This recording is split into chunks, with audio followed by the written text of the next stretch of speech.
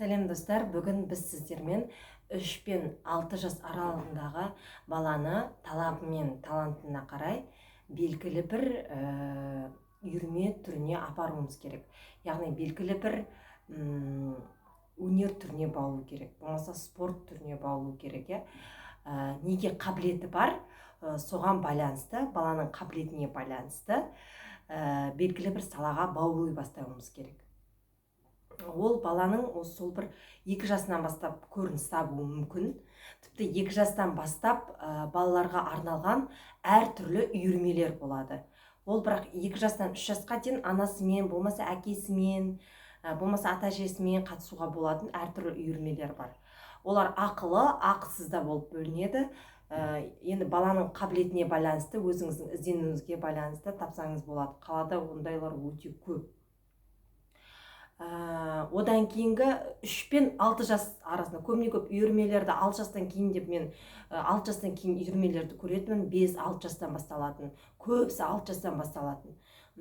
Ақылы болсын, ақысыз болсын, бірақ 2 жастан бастап та үйірмелер болады екен. Сол себепті сіздердің біліп жүрулеріңіз үшін айтып жатырмын. Егер балаларыңыздың бойынан сол 2 жастан бастап бір қабілетті, бір сондай бір дүниені байқасаңыздар, барлық балада ол қабілет болады, барлық балада талант болады, талап болады, бірдеңеге қызығушылық болады. Бір балалар бүйтіп қолмен бірдеңені шұқып ойнаған жақсы көреді, ұзақ уақыт сол бір жерінде отырып қалады. Бір балалар жаңағы жүгіріп ойнаған жақсы көреді, бір балалар жаңағы агрессивный болады, бүйтіп ұрып ойнағанды жақсы көреді. Солай баланың өзінің қабілетіне байланысты әртүрлі үйірмелерге баулсақ болады. Егер балаңыз агрессивный болса, бір ұрып ойнаған жақсы көретін болса, төбелесті, күресті жақсы көретін болса, онда оны бір күреске, болмаса боксқа берсек болады. 3-4 жастан бастап баланы алады. Онда үйірмелер бар.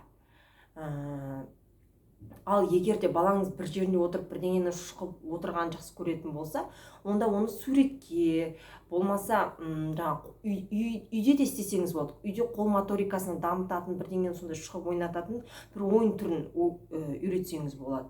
Бір жіпті алып бірдеңе кіргіздіретін жіп болғанда, жіпті алмайсыз, жіп болғанда бір қалың жіпті аласыз, мынандай бір шнурды алсаңыз болады. Сондай шнурды бірдеңе берсеңіз, бір тесік нәрсені өзіңіз тесіп берсеңіз, болмаса сондай нәрсе бар болса үйіңізде соны берсеңіз, соған кішкене алып та біраз бала алданады, егер сондай ойын түрін жақсы көрсе.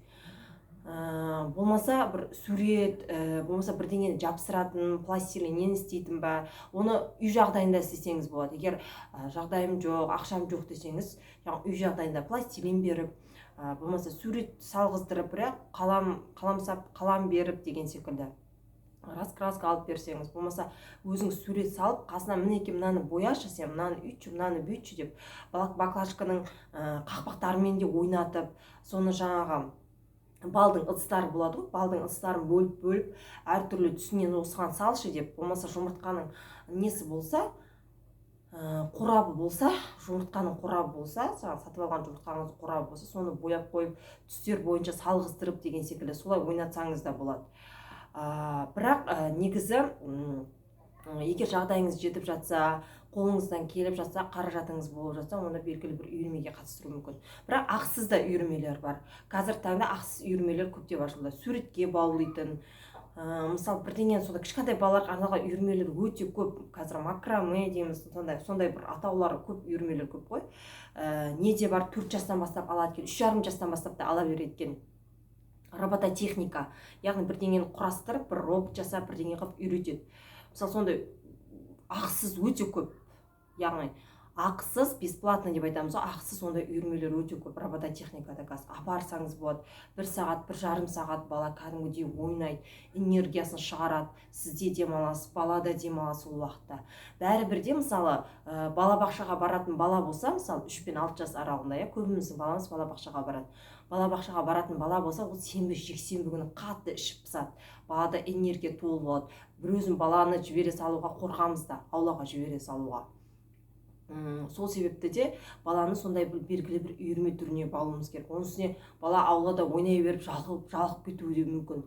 Өзінің қабілетіне байланысты, талабына байланысты, оның қабілетін, талабын сындырмай, қазірден бастап неге қабілеті бар, сол үйірме түріне баулып берсеңіз, баланың да кішкене талабы ашыла түседі, сол нәрсеге қызығушылығы ашыла түседі. Оның үстіне сол уақытта өзіңіз де демалып қаласыз дегенде. Сенбі жексенбі күні әрдайым мысалы қыдыра бермейміз. Сенбі жексенбі күні жұмыстан кейін өзіміз де демалғымыз келеді. Сол кезде сондай бір үйірме түріне апарсақ, үйімізге жақын жерге, ақылы болсын, ақысыз болсын, бала да уақытын көңіл өткізеді. Сіз де оған қарап отырып, өзіңіз де бір демалып қаласыз. Осылай қабілетіне байланысты баланы үйірмеге берсек болады. Достар, сіздерге айтайын дегенім осы. Егер де балаларыңыздың бойынан қабілетті байқап жатсаңыздар, міндетті түрде әртүрлі осындай үйірмелерге беріңіздер. Болмаса өзім жоқ, үй жағдайында айналысам, болмаса ауыл жерде тұрсаңыздар, онда үйірме түрі болмаса, бірақ ауылды жердің өзінде де үйірме түрі бар, болу керек.